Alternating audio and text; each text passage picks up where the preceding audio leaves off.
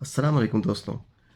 मैं हमेशा की तरह आज भी आपके लिए कहानी लेकर आया हूँ और इंशाल्लाह ताला इस कहानी से आपको काफ़ी कुछ सीखने को मिलेगा और वीडियो को एंड तक देखिएगा ताकि आपका कहानी में इंटरेस्ट बढ़े और आपको पता लगे कि कहानी में कितनी अच्छी बातें हुई हैं।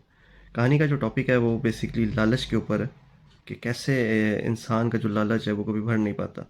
कहानी के शुरू में सबसे पहले मैं आप लोगों से रिक्वेस्ट करना चाहूँगा कि आप मेरे चैनल को सब्सक्राइब कर दें ताकि आपको हमेशा ऐसी आने वाली वीडियोस नज़र आती रहें और आप मेरी वीडियोस से कुछ ना कुछ सीख सकें। कहानी है एक बादशाह की। एक बादशाह जो बहुत ही बड़ी सल्तनत का बादशाह था। उसकी सल्तनत दूर दूर तक फैली हुई थी। ताकत उसके पास बेपनाह थी। जंग वो कभी भी कोई हारता नहीं था और औलाद भी उसकी ताबे फरमान थी। मशीरों की एक लंबी लाइन होती थी जो कि बहुत ही ज़बरदस्त थी। दूर तक बादशाह की धूम मची हुई थी। लेकिन मसला यहाँ पे था कि बादशाह इन सब चीज़ों के होते हुए खुश नहीं था। वो परेशान रहता था। वो एक सुकून की तलाश में था जो उसे मिल नहीं पाता था। वो बहुत कोशिश करता था कि वो किसी न किसी तरह सुकून को हासिल कर ले, लेकिन वो सुकून उसको कभी मिल ही नहीं पाता था। देखने वालों को नज़र ये आता था कि बादशाह बेसिकली लाइफ में कितना पुरसुकून है, उसके पास सब कुछ है जो किसी भी एक आम इंसान की ख्वाहिश हो सकती है। लेकिन दर हकीकत उस बादशाह के पास अंदर दिल में कुछ भी नहीं था और वो दिल के हाथों बेसुकून इंसान था।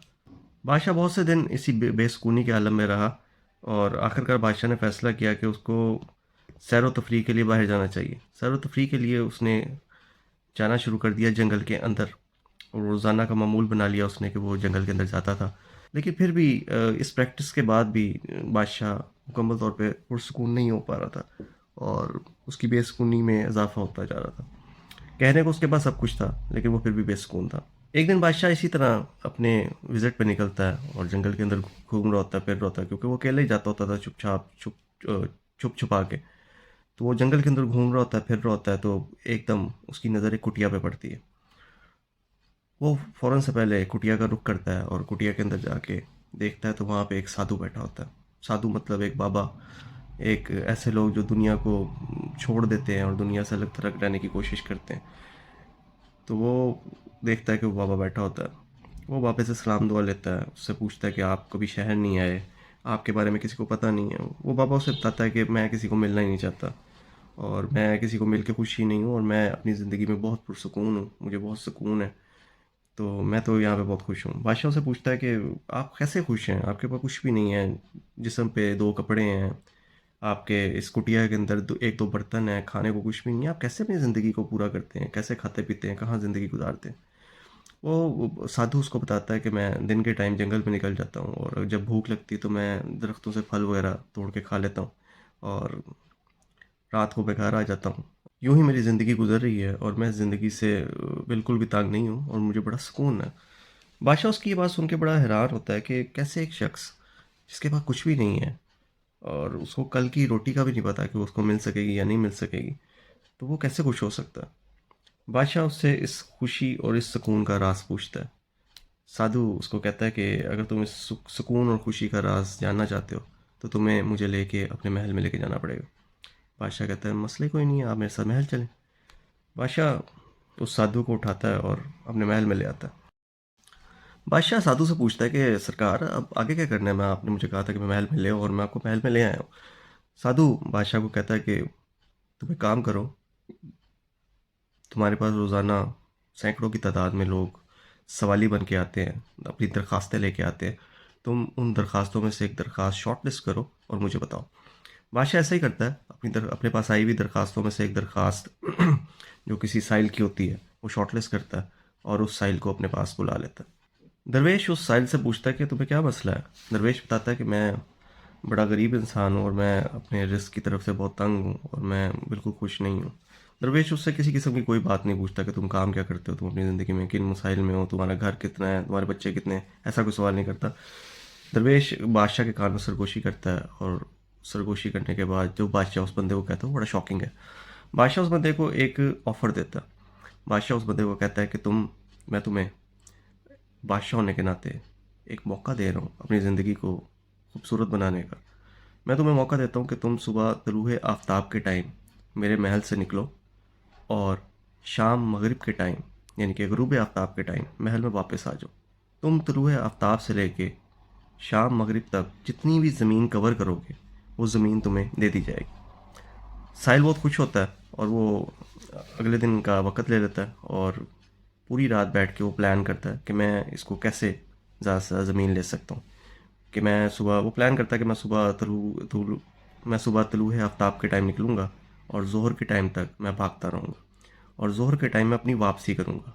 जहाँ तक ज़ोहर के टाइम तक मैं भाग चुका हूँगा वहाँ तक ज़मीन मेरी अपनी हो जाएगी और मैं ज़ोहर से लेके मगरिब तक यानी कि ग़ुरूब आफ्ताब तक मैं महल में पहुँच जाऊँगा। इस वक्त सूरज तुलू होता है, वो महल से भागना शुरू करता है।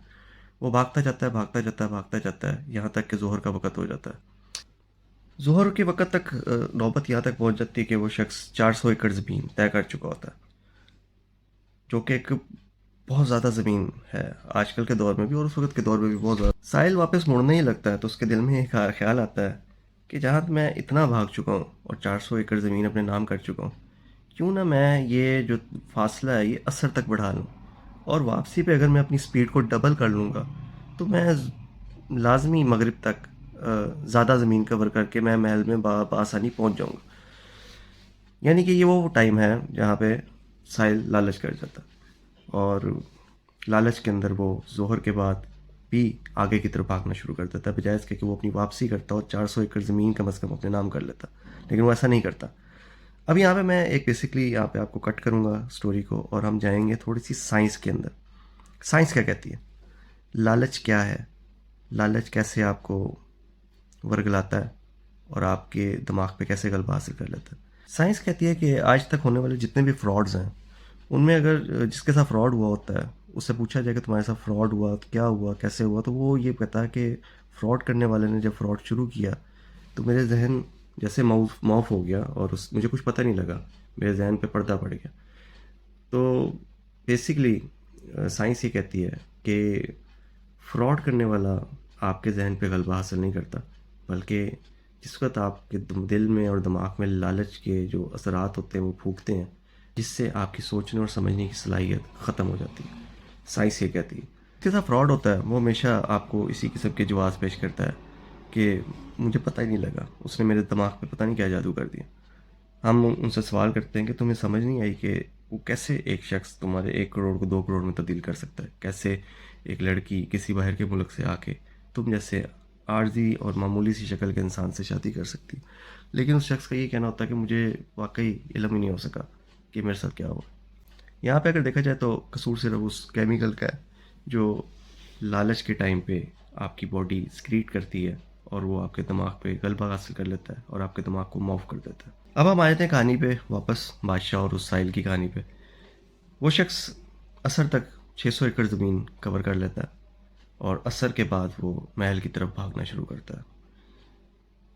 वो अपनी पूरी जान लगा देता है कि मैं किसी न किसी तरह मगरिब से पहले पहले महल में पहुंच जाऊं, लेकिन क्योंकि वो लालच के अंदर बहुत दूर निकल गया होता है कि उसकी वापसी अब मुमकिन नहीं होती और वो भागते भागते भागते भागते जिस वक़्त महल की दहलीज पार करता है तो भागने की वजह से, मुसलसल भागने की वजह से, ब्रेक लिए बगैर भागने की वजह से उसके फेफड़े फट जाते हैं और वो वहाँ पे ही अपनी आखिरी हिचकियाँ लेते हुए मर जाता है। बादशाह और जो साधु होता है वो उसकी लाश के करीब आते हैं और बादशाह साधु से पूछता है कि आखिर ये क्या हुआ। तो साधु उस बादशाह को बताता है कि साधु बादशाह को कहता है कि बादशाह सलामत, हिर्स और खुशी की कभी आपस में बन नहीं सकती, ये आपस में गहरी दुश्मनी रखते हैं। अगर आप खुश रहना चाहते हैं तो आपको हिर्स का पीछा छोड़ना पड़ेगा और अगर आप हिर्स के साथ रहना चाहते हैं तो आपको खुशी कभी ना मिल पाएगी। ये था इस कहानी का एंड। उम्मीद करता हूँ कि आपको कहानी बहुत अच्छी लगी होगी और इससे आपको कुछ सीखने को मिला होगा। बहुत शुक्रिया, मेहरबानी, खुदा हाफिज़।